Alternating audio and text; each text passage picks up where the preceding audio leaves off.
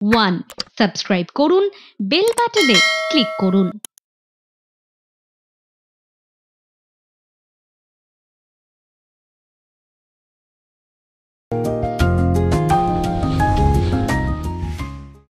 সোমবারের একটা নতুন সন্ধ্যেবেলা, সন্ধ্যে 7টার ঘর ছুঁয়ে ঘড়ির কাঁটা সামান্য এগিয়েছে। আমরা চলে এসেছি চ্যানেল ওয়ানে বই আড্ডা লিখার অনুষ্ঠান নিয়ে।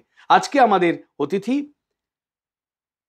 লেখক ও ঔপন্যাসিক মাসুদ আহমদ। মাসুদের লেখা একটা উপন্যাস কাঞ্চন ফুলের কবি ধারাবাহিকভাবে প্রকাশিত হচ্ছিল আমাদের এখানকার একটা বিখ্যাত বাংলা পত্রিকায়, পাঠক মহলে আলোড়ন। কবি জীবনানন্দ দাশকে নিয়ে লেখা সেই উপন্যাস কাঞ্চন ফুলের কবি এত আলোড়ন, এত বিতর্ক, এত ঝড় তুলেছে যে মাসুদের সঙ্গে কথাবার্তা সেরকম আগ্রহ আপনাদের মনে সঞ্চার করবে। মাসুদ, তোমাকে আমাদের অনুষ্ঠানে স্বাগত জানাই। আপনাকে আমি আমার আন্তরিক শুভেচ্ছা জানাচ্ছি, ভালোবাসা জানাচ্ছি। মানে আমার নিজেরই আগ্রহ ছিল, মানে এই অনুষ্ঠানটা নিয়ে এত চমৎকার করে, এত আন্তরিকতা নিয়ে লেখকদের সাক্ষাৎকার নেওয়া হয়। তো আমি আজকে এই অনুষ্ঠানে আসতে পেরেছি, আমি খুবই আনন্দিত। মাসুদ, তুমি কি বাংলাদেশে বসে বসে আমাদের এখানকার এইসব সাক্ষাৎকার দেখতে পাচ্ছিলে? হ্যাঁ, ইউটিউবে অ্যাভেলেবল দেখা যায়। আমি বাংলাদেশ থেকেই দেখেছি। ইউটিউবে দেখেছো? হ্যাঁ, হ্যাঁ, মোবাইলে। এখান থেকে তো আপলোড করা হয়। হ্যাঁ, হ্যাঁ। মাসুদ, বলা হয়নি সাহিত্যের জন্য সেরা বাঙালি পুরস্কার পেয়েছেন একটা বিখ্যাত বাংলা নিউজ চ্যানেলের। মাসুদ, তোমার হাতে সেরা বাঙালি পুরস্কার কে তুলে দিয়েছিল? সাহিত্যিক প্রচেত গুপ্ত। প্রচেত গুপ্ত। আচ্ছা, প্রচেতও তো আমাদের এখানকার অনুষ্ঠানে এসে যারা দর্শক শ্রোতা আছেন তারা জানেন।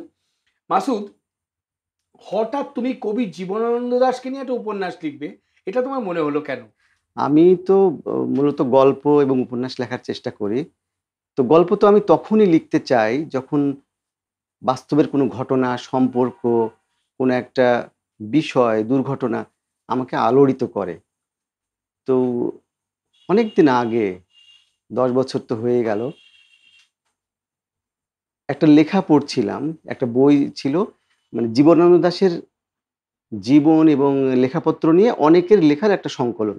বাংলাদেশ থেকে বইটি বেরিয়েছিল, আব্দুল মান্নান সৈয়দ ছিলেন সম্পাদক। সেইখানে একটা লেখা, সুবোধ রায়ের লেখা ছিল, ২.৫ পৃষ্ঠার একটা লেখা।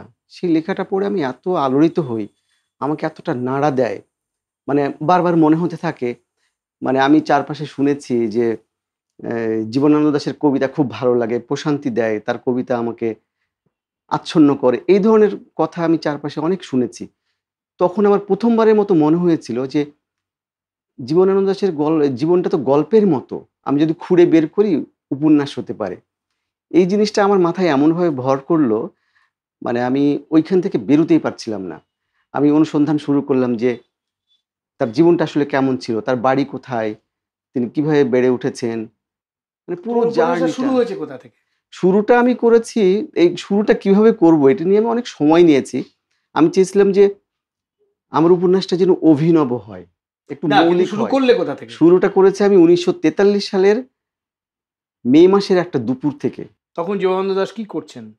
তখন জীবনানন্দ দাশ বরিশালে, বাংলাদেশের বরিশালের বিএম কলেজে ইংরেজি বিভাগে অধ্যাপনা করছেন। এমন একটা মুহূর্ত থেকে শুরু করেছি যে তিনি কলেজে ক্লাস মানে তখন তো নিয়ে, অবিভক্ত বাংলা, হ্যাঁ, পূর্ব ১৯৪৩। বাংলা হবে, পূর্ব বাংলা। তো কলেজ থেকে মানে ক্লাস করে তিনি বাড়িতে ফিরছেন। তো একটা, তোমার বাড়ি কোথায়? বরিশালে? আমার বাড়ি রাজশাহীতে। রাজশাহীতে থাকো। রাজশাহীতে। এখন কি কর্মসূত্রে ঢাকায় থাকতে হয় আমি নাকি? ঢাকায় থাকি, ঢাকায় হুম। থাকি। তোমার আদি বাড়ি হচ্ছে রাজশাহীতে। রাজশাহীতে। তো বরিশালে তো তুমি গেছো নিশ্চয়ই। অনেকবার গিয়েছি, অনেকবার, বারবার গিয়েছি। মানে যেহেতু আমি উপন্যাস লিখতে চাই, আমি আমি শিখেছিলাম যে গল্প উপন্যাস লিখতে হলে বাস্তবের আঁকাড়া বাস্তব অভিজ্ঞতা লাগে।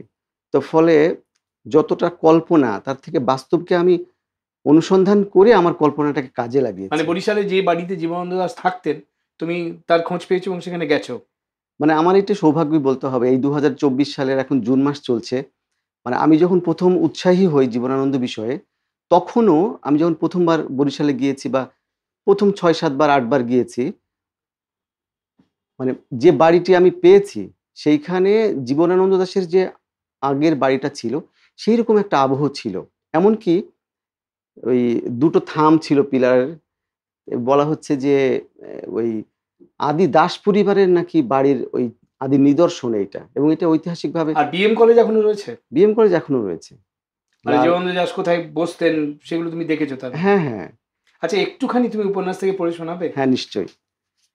কবি জীবনানন্দ দাশকে নিয়ে লেখা উপন্যাস কাঞ্চন ফুলের কবি। একটা তথ্য, জানুয়ারি মাসে এই উপন্যাস বেরিয়েছে, সংস্করণ শেষ, এরকম মোটা একটা বেশ দামি বই। ফেব্রুয়ারিতে আবার তার নতুন মুদ্রণ ছাপতে হয়েছে, গত বছরের কথা। তো বই কেউ পড়েন না, এটা যখন অহরহ আলোচনা শুনি তখন এটা আমাদের খুব আনন্দের কথা। মাসুদ, চলে যাই তোমার লেখা থেকে একটু পড়ায়। কাঞ্চন ফুলের কবি থেকে একটু পড়ছি। এই শুনছো, ডিব্রু নদীটা কোথায়?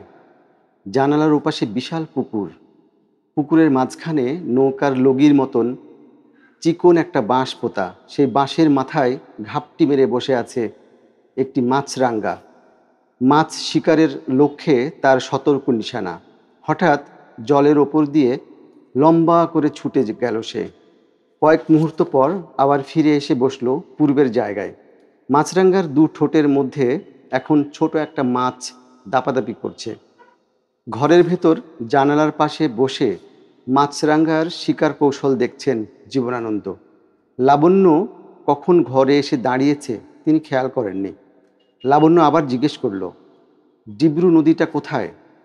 জীবনানন্দ থতমত খেলেন। ডিব্রু নদী? হ্যাঁ, ডিব্রু নদী। হঠাৎ এই নদীর কথা কেন? কেন সেই নদীর কথা সে প্রসঙ্গে না গিয়ে লাবণ্য আরও একটি কথা জানতে চাইল। তুমি কি সেই নদীর পাড় ধরে হেঁটেছ? জীবনানন্দ এবার প্রায় চমকালেন। একবার তিনি ভাবলেন, লাবণ্যর আজ হলোটা কি? কিন্তু সে কথা শুধোনো নিরাপদ নয়, ঝুঁকি আছে। তিনি ঝুঁকি না নিয়ে জানালার কাছ থেকে সরে এলেন। কিছুই হয়নি এমন ভঙ্গিতে জীবনানন্দ বললেন, আসামে এই নামে একটা নদী আছে বটে, ডিব্রু নদী, শহরের ভেতরেই নদীটা। লাবণ্য বলল, তুমি সেই নদীর পাড়ে কোনো মেয়ের হাত ধরে হেঁটেছ? মুশকিলে পড়া গেল ভাবলেন জীবনানন্দ, কিন্তু মুখে কিছু প্রকাশ করলেন না। লাবণ্য চুলে চিরুনি চালিয়ে কান খাড়া করে থাকলো। জীবনানন্দ মুখে হাসির ভঙ্গি করলেন, কিন্তু হাসিটা ফুটল না। বললেন, আসামে তো আমাদের অতুলানন্দ কাকার বাড়ি। তোমার সঙ্গে বিয়ের কয়েক মাস আগে এক শীতে সেখানে বেড়াতে গিয়েছিলাম। বাহ, তুমি যে এই যে নিজেদের মধ্যে সংলাপ তৈরি করছো, রক্ত মাংসের মতো করে তৈরি করছো, এটা সত্যি সত্যি পাঠককে আরো আগ্রহী করে তুলেছে। কথাবার্তা বাকি রয়ে গেছে, কেউ যাবেন না, আমরা ফিরে আসছি একটা ছোট্ট বিরতির পরেই।